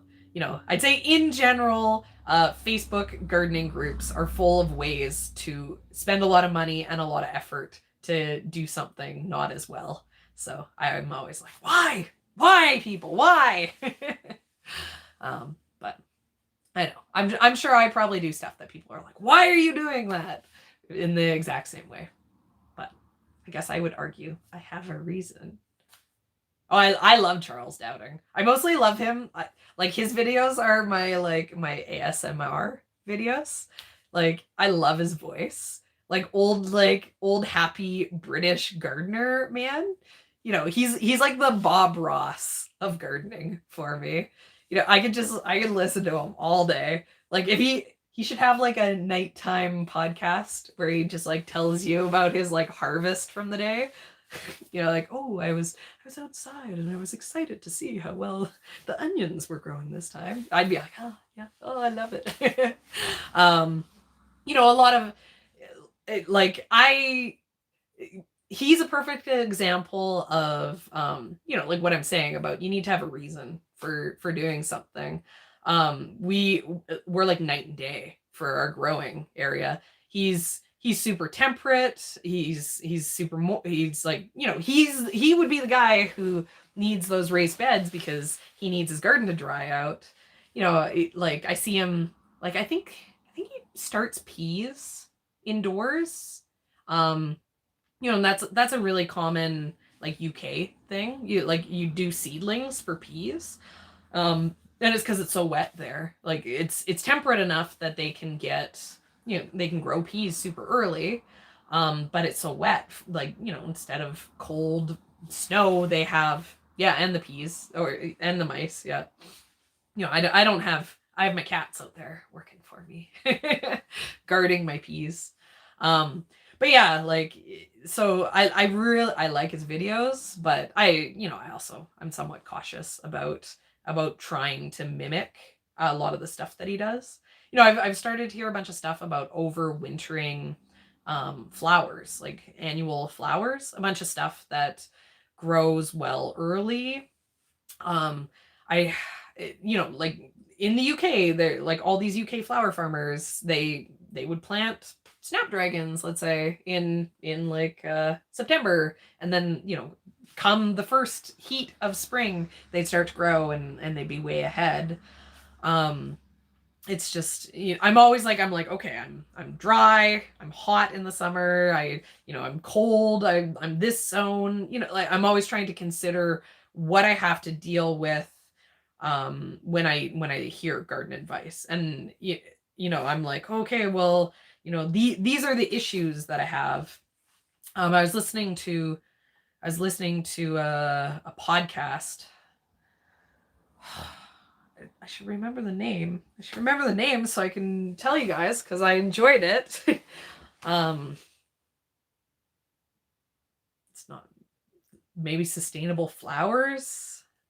I don't know, but they're two Canadian women who have this like flower farming podcast, and they're in Alberta. And so I struggle with keeping dahlia tubers happy and healthy over winter, because they dry out and rot. They dry out and go moldy, which, you know, I'm like, they should only do one. They shouldn't do both. You know, and I'd been looking on the internet trying to figure out tricks for how to deal with them drying out, and all I ever found was info about how to, you know, keep them dry, keep them from rotting in the winter, because it's too damp for winter storage. And I have the complete opposite. It's so dry here in the winter that the dry air just steals all the moisture out of the plants. But yeah, so I was listening to this podcast and they were talking about how to store like dahlia tubers over the winter, and they have the same issues as me. They're talking about how to keep them from drying out over the winter, and it was hugely helpful because, you know, I'd seen all this info on ways to make them not rot over the winter, and if I would have been following that advice for my dahlia tuber storage, it would actually make my issues of them drying out even worse, because people are doing all these things to keep them as dry as possible, where, you know, I have the complete opposite issue. And, you know, so that gardening advice is really good gardening advice, but only for people who have those same issues. You know, and that's one of the things about gardening, right? So much of stuff is very, very specific.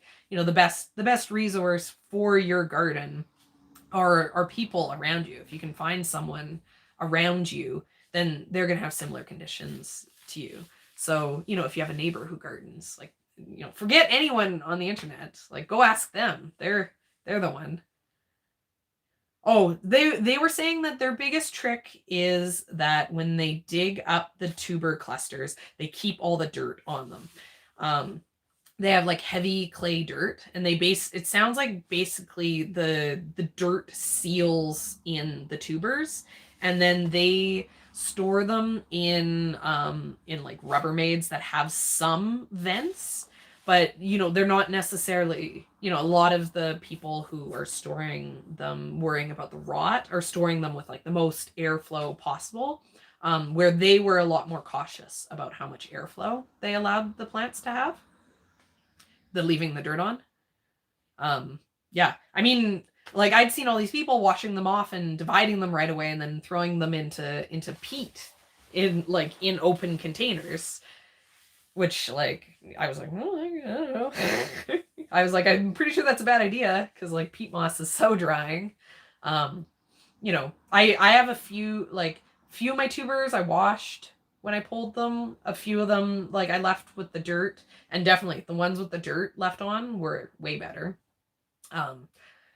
You know, like I'm like whatever. I have 240 tubers coming if I kill them all.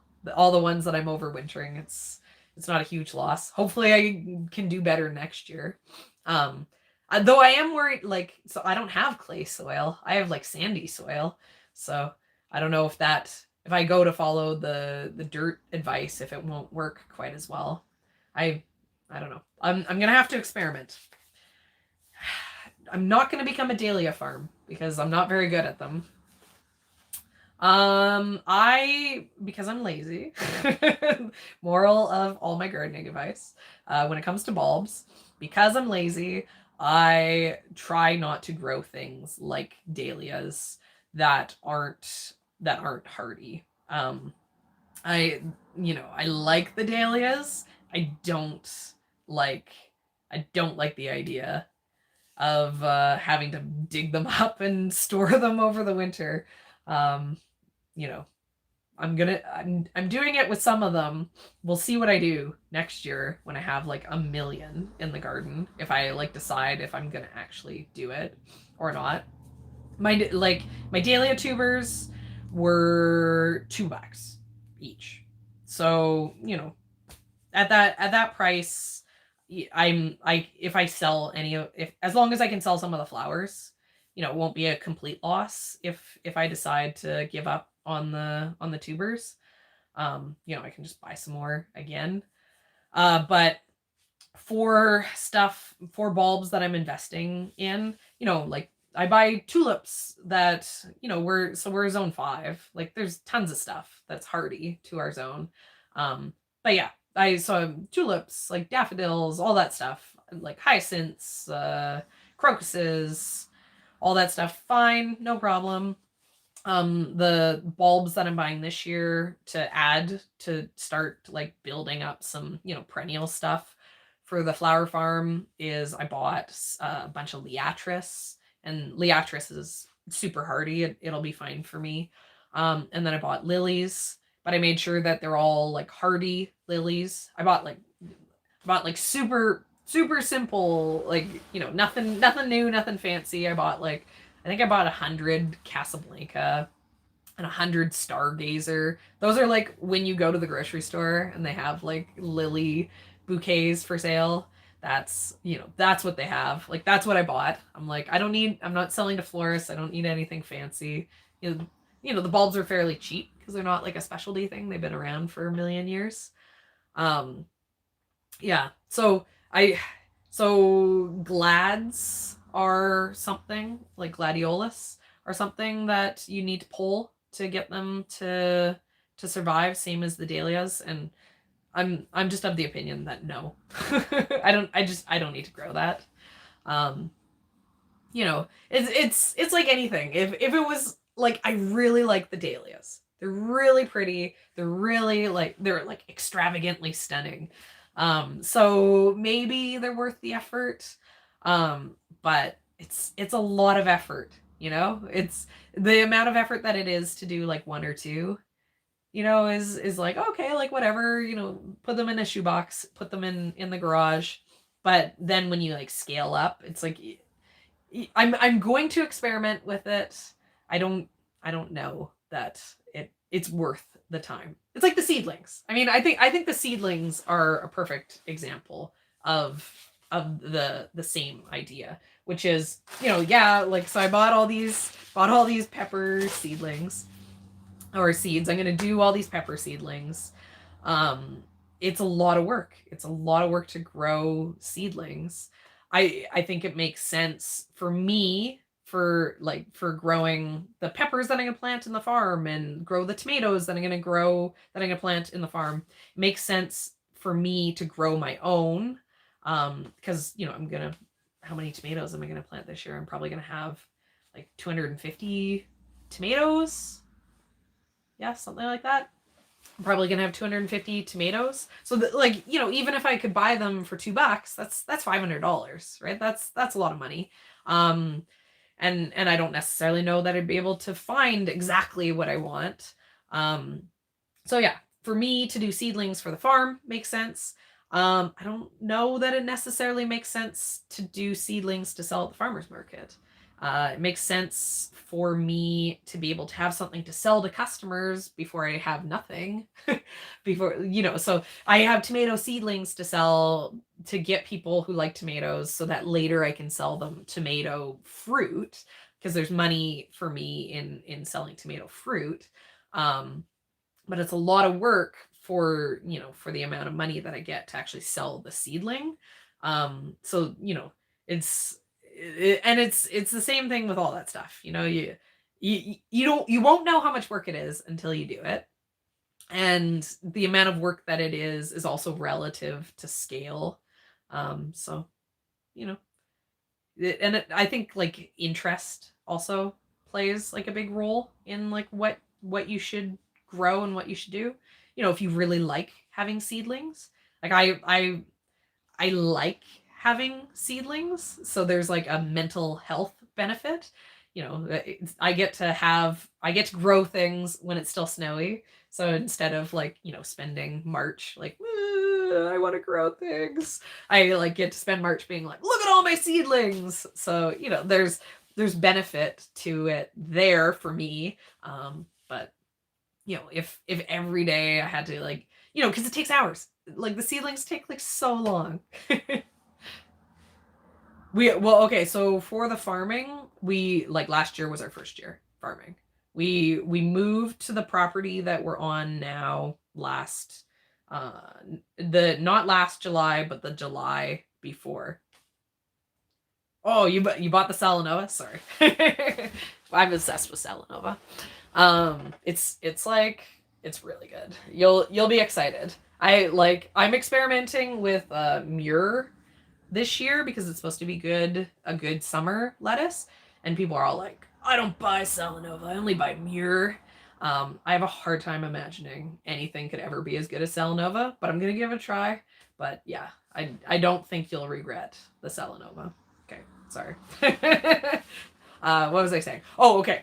Yeah, so we've been here for a year and a half. And last year was our first year farming. So a lot of this farming stuff is like all new for me. Like I was saying earlier, it's so exciting for me to go and harvest, because being able to harvest enough food to feed 100 people, to go out to the farm and harvest all that it's just decadent, because that's something you can never do as a home gardener. Growing a 50-foot bed of one single crop is super fun. It's so fun to have a stupid amount of one single thing, and then to pull it all out and stack it up into these beautiful farmers market displays that look so beautiful. That's something that you never get to do as a home gardener. So I'm still maybe yeah, sure, in 20 years I'll be I hate carrots, I have to bend over to pick them and it hurts my back. But the novelty, I don't think, is going to wear off anytime soon. I probably have 5 more years of being super stoked every time I harvest. But I've been a vegetable gardener for, I don't know, how old am I? I'm 26 or 36. 26, I wish. Yeah, and I had my first garden of my own when I was 20. So, it's a 16-year veteran of vegetable gardening. So that's kind of my resume. My 16 years of gardening is my vegetable gardener resume. Because over the course of all those years, I've failed enough times that I've learned something. And then my farming degree, I got from the University of Google, which has actually been a pretty good degree so far. I've actually been very happy with the quality of the information that I've been able to get off of the internet. I think when it comes to small scale market gardening, which is basically what I'd call what I'm doing, I think there's never been a better time to be someone starting to do that, because there's so much good information out there. We're friends with someone who, is quite well known in kind of the market gardening thing, Curtis Stone. He's the urban farmer on YouTube, I'm pretty sure. Pretty sure that's what it is. But yeah, he started farming, like a decade ago, maybe. And I remember the stuff that he had, like we've known him since before he farmed. So, I was there, I was hearing his conversations when he was starting up his farm. He's asking like some of our friends like questions, because he'd never had a vegetable garden before, and a handful of us, had been, vegetable gardeners. And I think back to some of those sources that he was using, and it's just like primitive compared to the knowledge that's so available now. Just like the incredibly useful, incredibly specific free knowledge that you can get. And then as it's become more popular, it's been easier to source like tools to make things like more efficient and stuff. I'm super lucky that I wasn't the one who started a farm a decade ago. I'm super lucky that I can own Kurt's book and literally have a book that tells me exactly what to plant, because his book, it has like planting guidelines for like how much of what to grow, of what variety, in what density, using what specific seed roller for the Jang seeder. And other people, maybe they can't follow his book exactly because they have different growing conditions, but I don't. I have the exact same growing conditions. So I just get to copy Kurt, and then my life's way easier. Okay, my live video is cutting out, which makes me realize if I'm cutting out, it's probably because this video is about to become 2.5 hours again, and it blows my mind that 4,000 people clicked on my last 2.5 hour long video.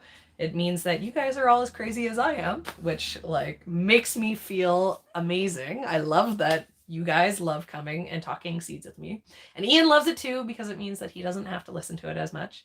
But I should stop. Okay, you guys, literally, this is the number of seeds. This is the smallest seed, or it came in this big of a box. It shouldn't take 2 hours. How many things were in there? There was 9 items. It really shouldn't take me 2 hours to unbox 9 items. I'm intimidating people when they see these thumbnails with how much. All my flowers are coming from one specific company, which obviously I'll do like a 3-hour unboxing of, because that's going to be a big order. But yeah, next week, here, I'll sneak peek. I have this one. Oh, you guys, it's going to be a good thing I don't have comments, because let me tell you, you guys, there's going to be a lot of people who are going to be really bummed about what's going on in this box, because this box is my most expensive seed order of all. This is a tiny box. This isn't a big box. But yeah, this box, this cost me $700, and which is more money than I spent on my William Dam seed order, which has like absolutely everything I'm gonna grow on the farm. This is my like $700 lettuce order, pretty much. Yeah, so I'll be opening that up probably next week. And then you guys can all make fun of me for spending way too much money. This is like basically like hashtag Canadian problems right here. It's not so much that Johnny's is expensive. It's that it's very expensive to buy things not from Canada, which is the reason why I try to buy from Canada as much as possible. But I have my William Dams seed hopefully coming. So I'll do an unboxing on that probably like the next week. And then hopefully by then my flower seed will be showing up. And that'll be fun. That'll be exciting. But yeah. And I'm hoping, because I'm no longer, I was sick, so I made no videos and did no live things. The flowers are coming from like a wholesale, like more of a professional flower farmer seed company called Geo Seeds. They have $100 minimum and large seed packs. So, you know, it's not necessarily worth it if you're not growing lots. They're American. So I'm like, I don't like buying American because I'm always afraid of like shipping and customs. But yeah, they have a really good selection, and they have the best catalog of all because it like has no pictures. It has no pictures and it's very confusing. So it made it so I didn't go overboard with my flower seed shopping. It was very, very focused. No distracting pictures, which I like.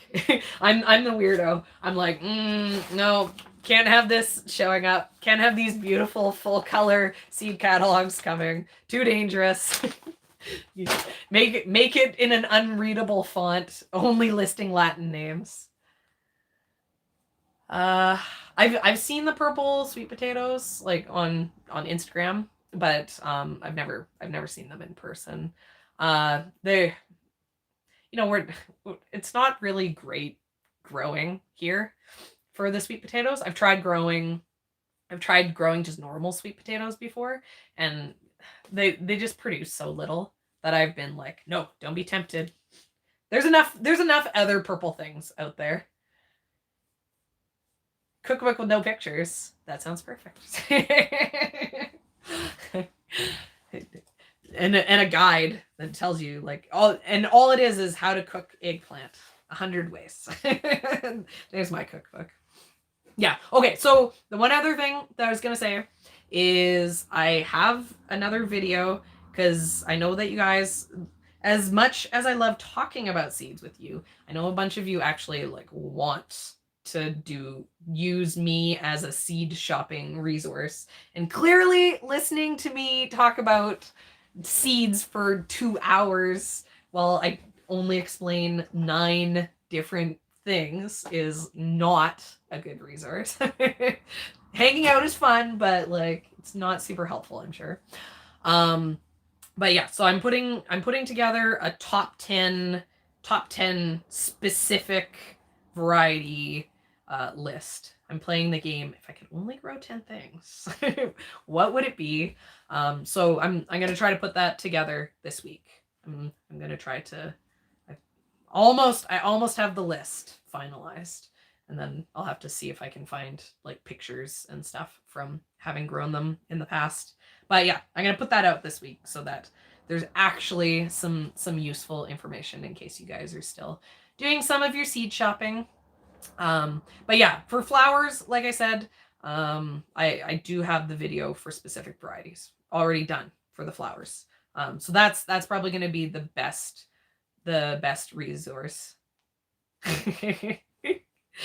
I don't. Did you not hear me being all mad? I'm tempted to unfollow. I very much covet.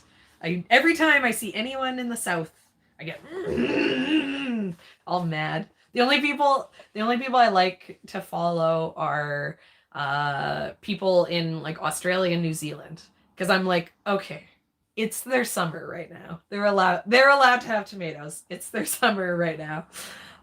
Like eventually they'll have winter again and they can be jealous of me. But yeah, people in the South. It's so hard. 5 months still. 5 months until I have fresh tomatoes. It's too long. I have lots in my freezer though.